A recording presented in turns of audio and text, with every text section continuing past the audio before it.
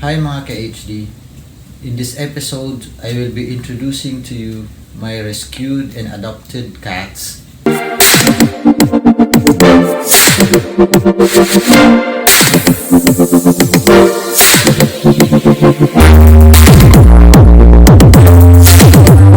In this episode, I'll be introducing to you my rescued and adopted cats, my fur buddies. As of the moment, there are 15 of them under my care. This is Galwa. Everything started from him. The country was still on a lockdown due to pandemic, so you could not go outside except for groceries and other necessities. August 9, bumaba ako sa ground floor ng building kung saan ako nangungupahan for a laundry. Then, sa back door ng laundry, may nakita akong maliit na kuting na nakasilip lang. That was Galwa. Pinuntahan ko at sabay namang takbo nito kasi takot sa mga tao. Paglabas ko sa back door, nakita ko itong si Galwa kasama ng kanyang family. They looked hungry and dirty. Worst is that, takot silang lapitan. So I went upstairs to get some food sa unit para ipakain sa kanila. I've been feeding them at least twice a day since then. Yun lang ang pwede kong magawa. Gustuhin ko man silang iuwi at i-adopt, hindi pwede kasi wala akong kakayahan kasi nga nangungupahan lang ako sa isang maliit na unit at wala din akong income. I was financially broke. I have been broke actually due to pandemic. But I have been trying my best to secure some foods for them daily. Until madalas na akong tumambay sa baba para bantayan sila. I made sure na nakakain yung mama kasi breastfeeding pa si Galwa the entire August. Halos buong araw ko, dun lang ako namamalagi and I was okay with it. Masaya akong nakikita silang may kinakain at safe. Medyo malungkot nga lang sa tuwing magsasara na sila sa baba at kailangan ko nang umakyat at iwan na naman sila. Yung mga tingin nila habang naiiwanan ay may kurot talaga sa puso. Pero iba naman yung excitement sa tuwing umaga para dalhan sila ng pagkain at makakasama na naman muli. Ganun lagi kami since August 9. I named him Galwa after Galwa theory, a difficult but beautiful branch of algebra developed by the mathematician Everest Galwa. I named Galwa's mother Hypatia after a female mathematician in the Library of Alexandria. Then Galwa's siblings are Conjecture and Fractal. Conjecture because I wasn't sure about her gender for months just until recently. Fractal because of the cat mark on his body. It's a cat within a cat. May ilat pa din itong sina Hypatia, Conji at Fractal. So you could make a conjecture that maybe they had a very traumatic experiences downstairs caused by humans. I could only feed them but not touch them unlike Galwa. August 30, I had to go outside to buy some fish for dinner. I had to buy uncooked ones para lutuin at para marami for me and the cats. Then, while buying, I heard a kitten crying. Maraming tao, mga sasakyang dumadaan at gabi na kaya di ko din nakita. Pero sinusundan ko yung ingay. Ayun, nakita ko ang isang kuting sa may drainage banda na umiiyak, na pilit tumawid sa daan pero walang right direction kasi di pa nabubuklat totally ang mga mata. So, I took it and put it in a safer place near the market. But I stayed there to observe if there is a mama cat or other cats like siblings. Iniisip ko kung dadalhin ko o hindi. Kung dadalhin ko, di ko alam paano i-handle yung ganung kaliit na kuting and it would be first time to bring a cat sa unit ko. Kung hindi naman, siguradong mamamatay lang yun dun kung walang mama cat. So I decided to bring it. Bahala na. Nung nasa laundry ako, sinabihan akong mamamatay lang daw kasi di pa nakakita, di pa marunong kumain. Worst is that, di rin pa marunong umihi at tumae. But I still brought it to my unit and tried to take care of it. The first night was hard kasi buong gabi siyang umiiyak.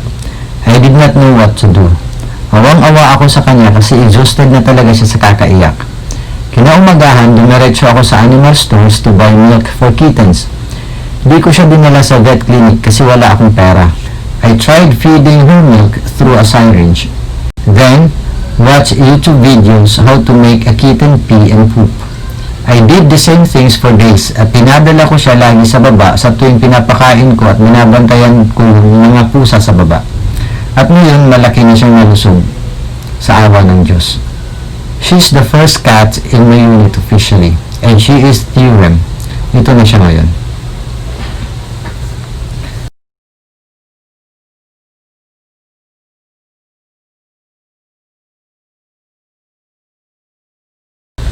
October 17 at 2 a.m. naramdaman kong nagugutom si Theorem, kaso wala akong nakastock na pagkain. Kaya bumaba ako to buy a pouch of Whiskas Junior sa isang convenience store. Then, I saw a Chinese national feeding a kitten outside the store. But the kitten had not been eating the food she gave. I asked her if the kitten is hers. Sabi niya, nakita niya lang daw sa daan sa ilalim ng nakapark na SUV. Mukha daw gutom kaya kinuha niya. Dinala niya sa labas ng convenience store para bilhan ng pagkain at pakainin. Sabi ko, why not bring the kitten to your place? Sabi niya, di na daw pwede kasi may 3 cats na siya sa unit niya. Then lumalapit sa paa ko ang kuting at paikot-ikot habang meow ng meow. Dahil pinapakain pa siya ng Chinese lady, umakyat na ako para mapakain din si Theorem. Nung nakahiga na ako, naiisip ko pa din yung kuting na mukhang kawawa talaga. After an hour, bumaba ako ulit to check kung andun pa. Nung pagbaba ko, andun pa nga na umiiyak pa din na umiiyak. Pero wala na yung babae, kaya inakyat ko na lang sa unit ko para pakainin at alagaan. Hindi niya kinain yung pinakain sa kanya, ngunit nung pinakain ko sa unit, ubos kasi gutom na gutom. At ito na siya ngayon, ang napaka-clingy kong fur buddy. I named her Algebra.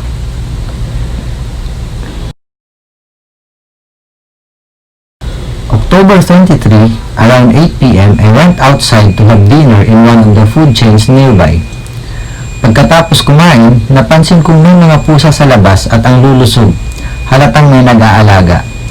Sabi pa ng guard ng food chain na yun, pinapakain daw sila lagi ng mga students from the university malapit sa food chain. Pero yung isa na katulad ni Theorem, humihingi ng food.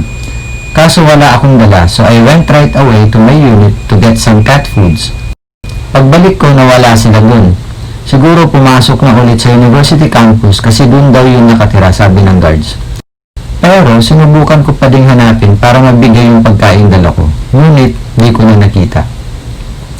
Nung paulan na, umuwi na din ako. On my way home, may nakita akong isang kuting na ang dungis-dungis na umiinom ng maruming tubig from the drainage sa tabi ng kalsada. Nung nilapitan ko, di siya umalis at nagpahawak naman. Halatang gutom. Kaya inuwi ko na din sa unit. Ang masaklap pa, hinabol pa ako ng 2 aso sa daan nung nakita nilang may bit-bit akong kuting. Sinubukan ng kuting magpumiglas sa takot sa mga aso kaya nagkaroon ako ng pailan-ilang kalmot. Sa unit, takot at takot siya kina Theorem at Algebra, kaya sa tabing sulok lang siya namamanagi. Gutom na gutom nung pinakain. After kumain, hinayaan ko munang matulog at makapagpahinga bago paliguan. I thought she was gray. Alikabok at dumi lang pala yung sa mga balahibo niya kaya parang gray ang kulay. Siya nga pala si Logarithm. I named her Logarithm after 3 days kasi hinihintay kong hanggang ilang araw siyang lalabas dun sa sulok at makipaglaro sa iba. It's a concept of time as how logarithm is used in mathematics. Ito na siya ngayon, from bungis-ngis to a very charming kitty. Kaya lang, siya ang pinakamaldita sa lahat. Walang pwedeng makasagid sa kanya at as much as possible, walang dapat tumabi. I am not good at cat breeds or description, but I think she's a Japanese bobtail. What do you think, guys? November 10, napansin kong wala si Conjecture nung pinapakain ko sila. I never saw her from morning to midnight. The next morning, I still could not see her. On the 3rd day that she was gone, I decided to look for her outside. Then sa isang street na di naman kalayuan sa building, I saw 3 small kittens sa ilalim ng tricycle na ang papayat. Sabi ng isang ate dun, siya daw ang nagpapakain kung may tira-tira siyang gatas para sa mga anak niya. Pero, madalas daw wala siyang mapakain kaya ang papayat at ang tatambay ng mga kuting. So, I went to a convenience store to buy 2 pouches of Whiskas Jr. I fed them 1 pouch and gave the other one kay ate as reserve kinabukasan. I did not decide to take them home kasi nga I was thinking di kaya sa unit ko kasi maliit at 4 na sila dun. Besides, my focus that time was to look for Konji. November 16, bumalik na si Konji sa area pero takot na takot at gutom na gutom at ang baho pa. Mas naging matakutin pa siya kahit kinagalwa, mas lalo na sa mga tao. So, her short journey outside was worse, I believe. Ang ginagawa ko is bigyan na lang siya ng pagkain at alis kaagad para lapitan niya ang pagkain. November 19, naisipan kong balikan yung 3 kuting para pakainin. Pagkakita ko, 2 na lang. Nasagasaan daw ng taxi yung isa. So di na ako nagdalawang isip at pinaalam ko kay ate na dadalhin ko na lang sila sa unit ko. Umayag naman si ate kasi wala din daw naman silang mapakain dun at di rin niya maaalagaan. Ito na sila ngayon. I named them Ratio and Proportion. Sila yung mahilig matulog sa may paanan ko. At itong si Ratio, ang pinakamaharot sa lahat kahit kinagalwa. Kaya naman, malapit sa kanya lahat ng pusa, even ang pinakamalditang si Loga.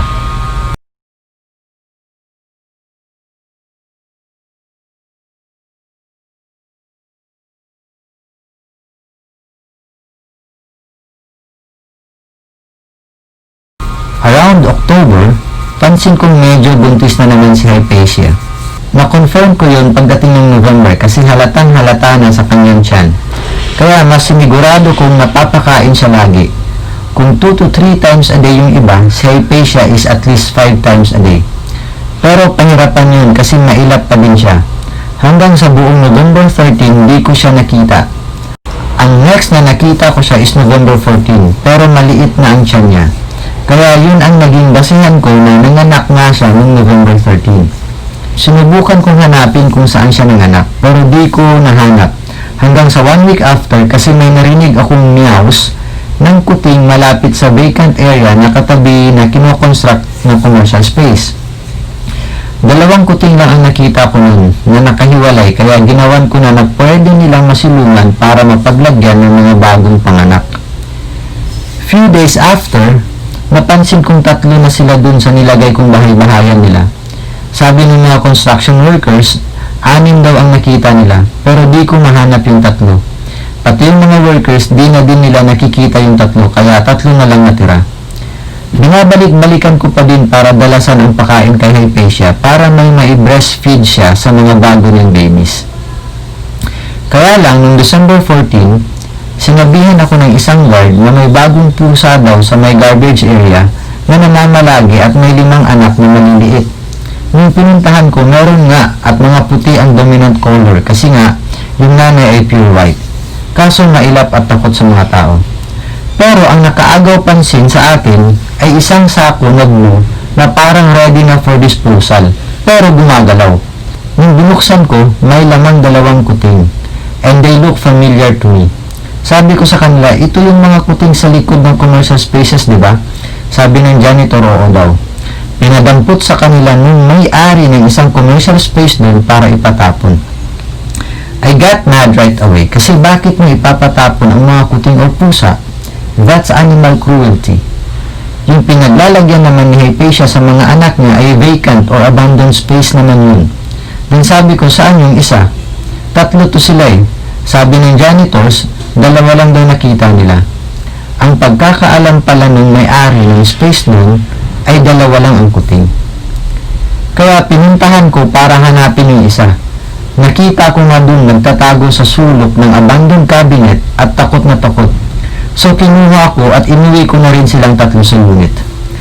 I was trying to catch the mama cat kaso mailap talaga at di talaga nagpapahawak. Lalo na nagpakarga. Pero pati siya hinahanap-hanap niya yung mga anak niya. Sinasabihan kong nasa akin ang mga anak mo at safe na sila. Di na sila mauulanan, maiinitan at masasaktan ng ibang tao. Narinig yun ng mga taong andun. Kaso for sure, di naman ako naiintindihan na yung Hypatia. Kaya patuloy pa din siyang naghahanap ngunit binibigyan ko pa din ng pagkain para lumapit. The first night of the babies in my unit was hard. They were crying continuously. They were looking for their mama cat.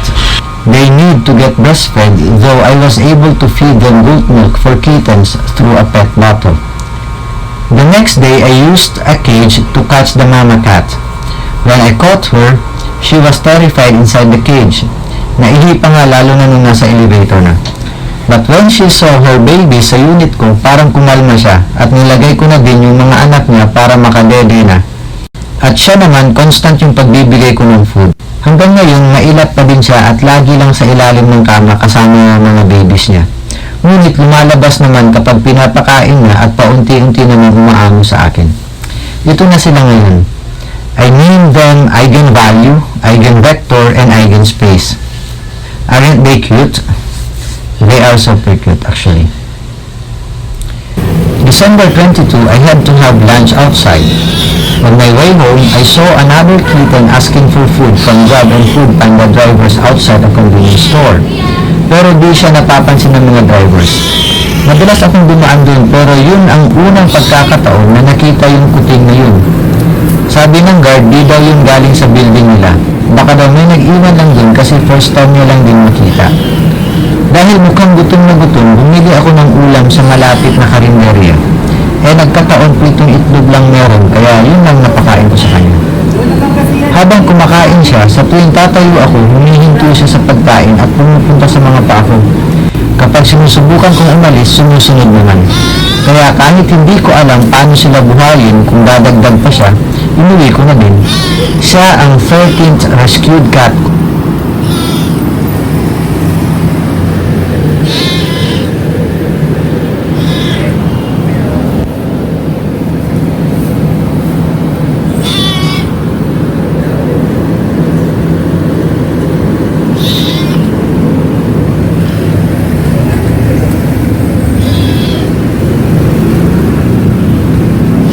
At ito na siya ngayon. I named him Arithmetic, ang pinakamaingay sa lahat at dapat siya lagi ang nasa chest ko sa tuwing matutulog. Si Theorem usually ang natutulog sa chest ko pero ngayon si Arithmetic na. Tumatabi na lang sa atin si Theorem. December 28, pinakapon ko si Nagalwa Conjecture at Fractal sa PPBCC sa Mandaluyong. 9 a.m. to 11 a.m. ang drop-off time. Sabi ng mga namamahala doon ay babalikan na lang daw ng 4 p.m. to 5 p.m.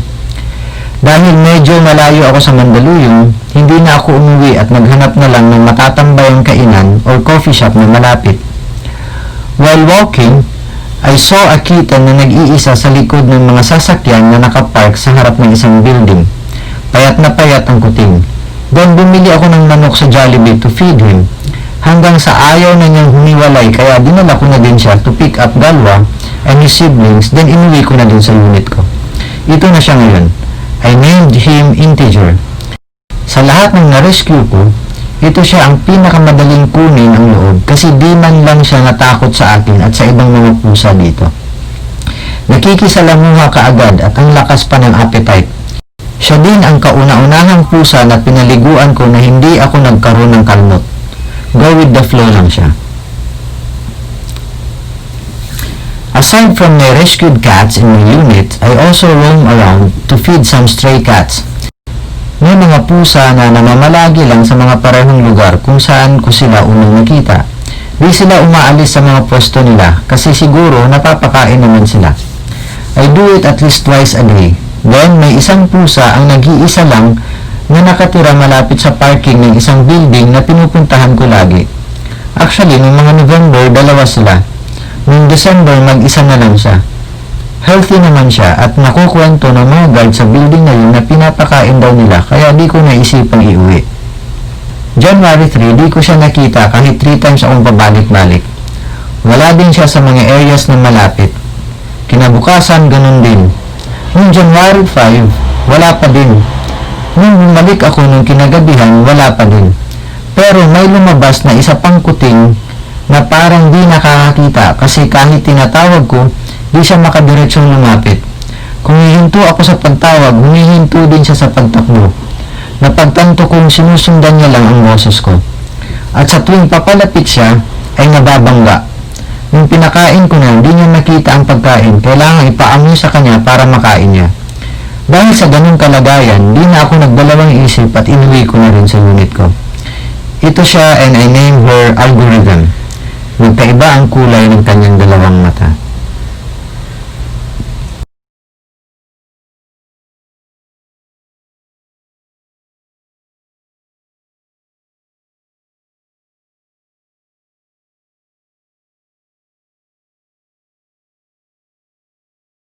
January 11, 2021, I saw another kitten about less than 2 months old.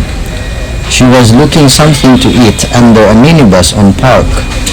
When I checked it, there was no food and the kitten continued to make some noise. She seems really hungry. Since I haven't found a mama cat and other cats in the area, I assumed that she was there alone. So, I took her home. And I named her Symmetry because of her appearance. It's really symmetrical. So these are my 16 rescued cats so far. Though 30 plus yan kung kasali sa bilang ang mga nasa labas. Magulo sa unit ko, magulo pero namamanage ko naman so far. Pero hindi madali. Kailangan mo talaga ng pangunawa sa mga pusa kasi di naman talaga natin totally alam kung ano ang nature nila at lalong-lalo na ang behavior nila. Hindi na rin fix yung daily schedule ko kasi madalas nagigising sila sa 10 oras ng gabi o sa madaling araw dahil nagugutom o naglalaro. Kapag may isa kasing nagising, gising din lahat kaya damay ako.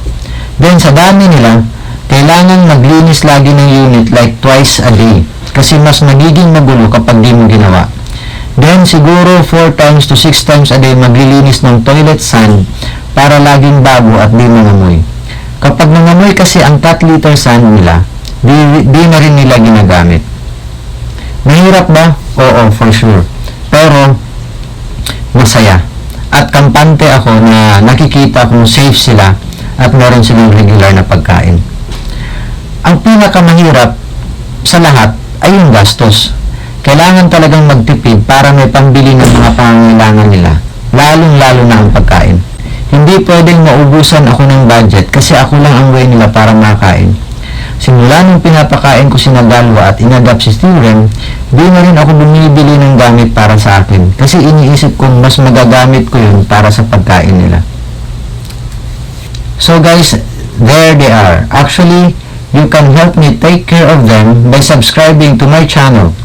Your subscription will be of great help to these poor but beautiful creatures. Please subscribe and don't forget to click the notification button. Thank you very much for watching this till the end. This is Professor X signing off for this episode. Till the next episode, guys.